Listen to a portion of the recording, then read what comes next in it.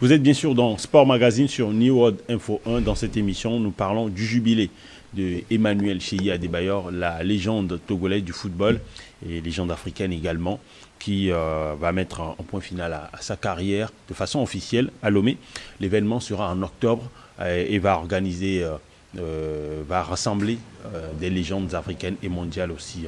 Il y a Thierry Henry, Didier Drogba ou encore Samuel Eto'o. On va en parler dans cette émission. Emmanuel Adebayor était chez le président de l'Étoile filante de Lomé, le club le plus titré du championnat togolais, pour lui présenter également son programme de ce jubilé. On va en parler dans cette émission et Emmanuel Adebayor sera écouté également dans cette émission sur ce jubilé, le programme et tout ce qu'il entend par ce jubilé. Et il va s'exprimer également dans la deuxième partie. Ne zappez pas cette émission, vous, nos chers internautes. Sachez que cette émission a une deuxième partie où Emmanuel Adebayor se prononce également sur la nomination de Nibambe Daré au poste de sélectionneur des éperviers du Togo. Alors, pour évoquer ces différents sujets, il y a sur ce plateau avec moi Aimé Ati. Aimé Ati, bonjour, journaliste sportif. Un plaisir de t'avoir dans cette émission. Salut Helmut, salut à nos chers téléspectateurs et internautes. C'est un plaisir également d'être là. Alors, on a également Fidias Alandé, notre journaliste également. Plaisir de t'avoir, Fidias. Oui, plaisir d'être sur le plateau et de parler du football. On a également un consultant ici, Arnaud. Un plaisir de t'avoir, Arnaud. Un plaisir également, Helmut, parce qu'on se côtoie dans les couloirs. C'est la première fois que je me présente donc sur le plateau de sport. Bonjour à mes deux co-débatteurs et bonjour à la population togolaise. Effectivement, Arnaud Iougan, qui est plus connu sur nos antennes pour des débats politiques.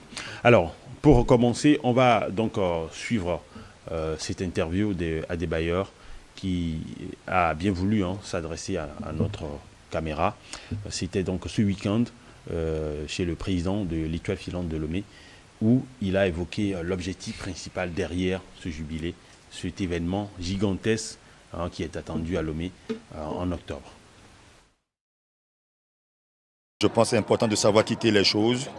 Et voilà, je suis arrivé à un âge où je ne peux plus jouer, mais je me suis dit que le Togo m'a tant donné de choses. Il est temps pour moi aussi de redonner quelque chose à ce pays, à ce public qui m'a tant soutenu dans mes moments difficiles. Et voilà pourquoi j'ai pris l'initiative via ma fondation d'organiser un jubilé pour la fin, pour que je puisse inviter, je pense que je l'avais déjà dit dans une vidéo il y a très très longtemps, c'est le moment, il y aura tous les grands joueurs africains chez nous, à Lomé. Il y aura aussi des artistes que je ne peux pas pour l'instant citer les noms, mais il y aura vraiment des grands noms. Ah non, je suis assez satisfait de mon parcours parce que bon, il ne faut pas oublier, je ne suis pas né à Paris, ni à Madrid ou à Barcelone. Je suis né à Kodjakopé. Je me rappelle il y a 25-26 ans où je jouais à la plage sans chaussures, où je jouais les tournois sans chaussures, où j'avais même pas de licence. Et d'avoir eu la chance de jouer dans des vrais clubs, dans des grands clubs, d'avoir côtoyé des grands noms du football en sachant très bien que je viens de Kodjakopé. Pour moi, c'est une réussite énorme. Je suis très très content, très satisfait pour ça. C'est vrai que si on peut aller en arrière, il y a des choses à corriger, mais bon, aujourd'hui, il n'y a pas de regrets durant ma carrière. Il n'y a eu que des positifs parce que de là où je sors, pour réaliser ce que j'ai eu la chance de réaliser en moins de 20 ans, pour moi, je pense que c'est juste énorme. J'ai eu la chance, la main de Dieu était sur moi. J'ai eu la bénédiction de Dieu. Donc maintenant, c'est à moi d'encourager mes jeunes frères de pouvoir aussi, pourquoi pas, faire mieux. Voilà, vous l'aurez compris, Emmanuel Adebayor veut redonner, marquer les esprits à travers ce point final. Un dernier match au stade de Kégué, le stade officiel d'ailleurs de l'équipe nationale première. Alors, Aimé Ati, journaliste sportif de ton état, si tu dois parler d'Emmanuel Adebayor aujourd'hui, que diras-tu? Je commencerai par dire, ça ne cache que moi, c'est indiscutablement le meilleur joueur que le Togo ait connu de toute son histoire, qu'on le rassemble, que ce soit ce qu'il a fait en sélection ou en carrière, en termes de constance sur la durée. Il fait pratiquement 15-20 ans de carrière. C'est énorme. Et pour moi, il n'y avait pas une meilleure fin que de le faire comme ça à Lomé, dans un stade surtout. Oui, il a fait des merveilles, il a soulevé des foules. Je pense tout de suite au début de sa carrière, parce que je crois que dans notre pays, on juge beaucoup plus Adebayor sur la fin de sa carrière, et on oublie un tout petit peu ce qu'il a fait au tout début de sa carrière. Lorsque Emmanuel Adebayor qualifie quasiment à lui tout seul le Togo pour la Coupe du Monde 2006, lorsqu'il finit meilleur buteur des éliminatoires qui se sont terminés en octobre 2005 avec 11 réalisations, il n'avait que 21 ans. Emmanuel Adebayor n'avait que 21 ans. Et là, il signe 20 ans normalement, parce que c'est en janvier 2006, le 13 janvier notamment, qu'il arrive à Arsenal. Il avait 21 ans à l'époque. Donc, il fait ça à 20 ans. C'est-à-dire, à l'époque encore, c'était un gamin qui a porté son pays. Et jusqu'à ce niveau, pour moi, ça reste probablement la meilleure performance de toute sa carrière, que ce soit en club ou en sélection. Ça, c'était inédit. Et pour moi, le Togo a eu la chance d'avoir un joueur comme lui. Il a eu la chance également d'être togolais, parce que ça lui a permis de rentrer dans les annales du football africain. Il reste aujourd'hui notre unique ballon d'or avec cette saison stratosphérique là en 2007-2008, lorsqu'il finit deuxième meilleur buteur de la Premier League. À l'époque, il n'avait que 24 ans et il marque 24 buts. Il finit derrière seulement à cette longueur de Cristiano Ronaldo, qui en avait planté 31. Il a fini derrière il a fini devant des attaquants comme Wayne Rooney, comme Michael Owen et d'autres grands noms. Je me dis, Robin Van Persie, Gabi Agbolahor, il y en avait plein, Robbie Keane et tous les autres. Aujourd'hui, pour moi, finir sur cette note-là, finir dans un stade là, mythique, avec tous ces noms qui seront là, pour moi, ça fait partie. Ça voudrait dire surtout que Emmanuel Adebayor, au fil des années, également, s'est assagi un tout petit peu, parce que il le dit que s'il regarde en arrière, il y a des choses à corriger. Ça veut dire que c'est quelqu'un qui se remet en cause également. Contrairement à ce qu'on peut dire de lui, c'est quelqu'un qui sait se remettre en cause, qui sait reconnaître ses torts. Et pour moi, c'est la légende, c'est l'icône. On a tous sauté. Adebayor nous a fait rêver. Adebayor continue de faire rêver des millions de jeunes, pas seulement à travers le Togo ni à travers l'Afrique, mais à travers le monde entier. Et ce sera vraiment intéressant de voir toutes ces légendes, mais surtout de voir notre icône finir sur une bonne note à Kégué. Ouais, ce sera du 25 au 27 octobre 2024 ici à Lomé.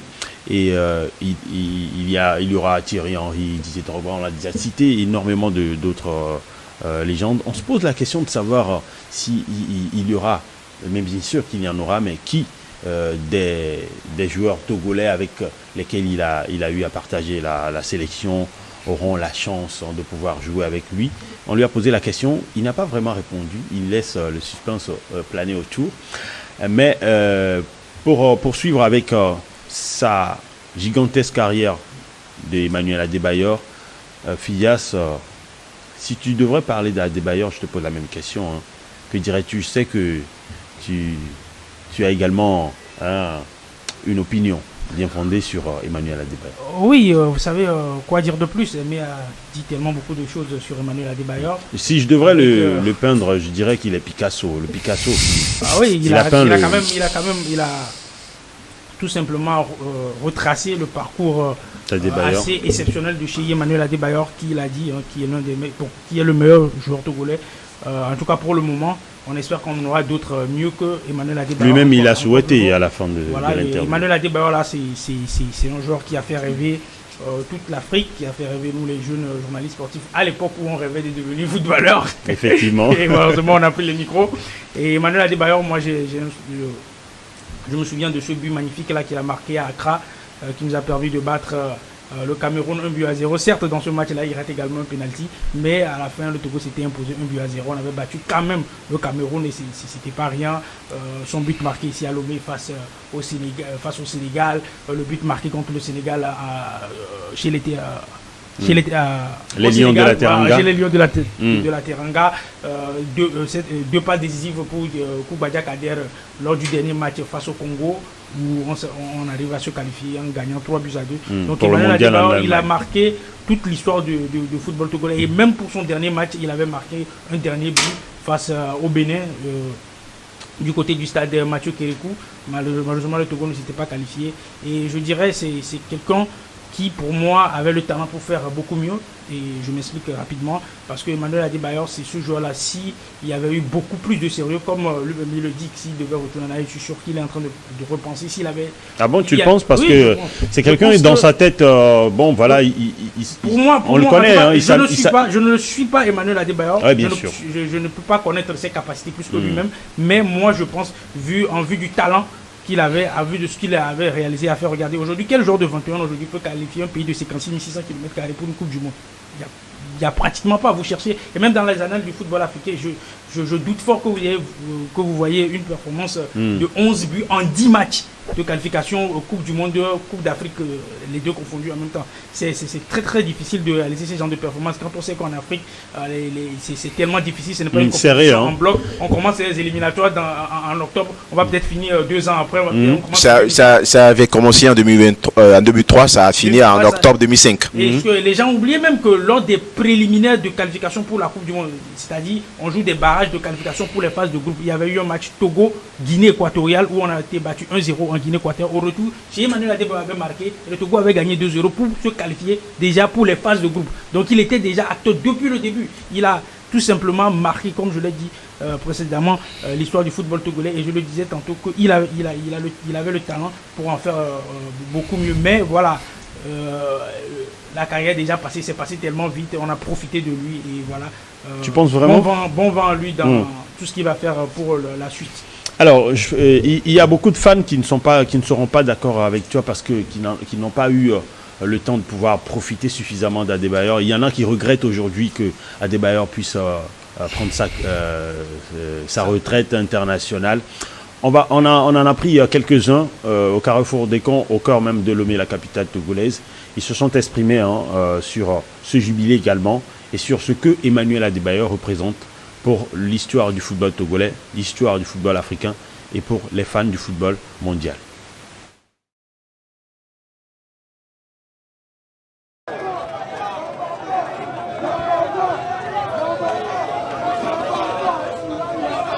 Dieu nous a donné quelqu'un comme Emmanuel Adebayor, donc pour nous aider. Et lui aussi, il a fait de son mieux. Le seul ballon d'or togolais, depuis la création du football Togo, le seul ballon d'or togolais de 2008, c'est Emmanuel Adebayor. Adebayor Chéhi, on est content que quand le Togo a un match, on est content. Maintenant, Adebayor a pris sa retraite. Il n'y a aucun joueur qui fait comme Adebayor. Le football togolais, ça meurt à petit feu. Oui, pour nous d'abord, Emmanuel Chéhi Adebayor, le numéro 4 du Togo, il représente d'abord un monument pour le Togo. C'est un monument pour le Togo de nos jours et de nos jours à venir aussi. Il serait toujours un monument. Donc Adebayor, nous on le soutient toujours. Les jeunes Togolais et surtout les jeunes de Décon. Oui, pour ce jubilé, moi je dis un grand merci d'abord à M. Emmanuel Chéhi Adebayor parce que ce n'est pas du tout facile de son quart et faire revenir des grands stars comme Samuel Eto'o et Emmanuel Okocha et les autres pour venir au Togo pour un jubilé, c'est pas facile, c'est pas du tout facile. Donc pour cela, déjà nous on le soutient pour son jubilé. Et on peut lui dire que nous on est tous derrière lui. Là, vous voyez comment j'ai la chair de poule. Parce que non, la manière dont je l'ai vu tout de suite là, je suis ému quoi. Non, c'est pas que ça m'a étonné, je suis ému. C'est l'émotion, voilà. J'ai été surpris de voir le grand Emmanuel Adebayor Chéhi en présence, en chair et en os quoi. Ça,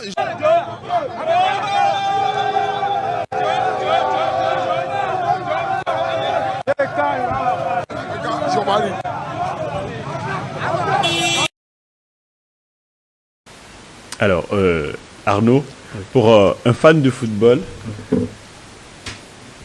si vous devez peindre Emmanuel Adebayor, vous direz quoi? Merci Helmut pour la question. Adebayor, c'est l'incarnation de la réussite. Ok. Et quoi qu'on puisse le reprocher, Adebayor Chéhi est suscité. Et il a dit même dans son interview que la main de Dieu est sur moi. Ok. Et que Dieu m'a donné, Dieu m'a béni. Et c'est une vérité incontestable en réalité. Adebayor, c'est l'incarnation de la réussite. Nous allons tracer l'historique de ce jeune homme qui est venu de nulle part, qui a porté lui seul sur ses épaules toute une nation. Adebayor est venu dans une période post-électorale, une crise qui a déchiré les cœurs des Togolais. Et nous ne devons pas faire comme si il n'a rien fait pour la nation. Parce que au moment où les gens pleuraient dans leur cœur, au moment où les âmes étaient déchirées, il a fallu susciter un jeune homme comme Adebayor pour panser les blessures.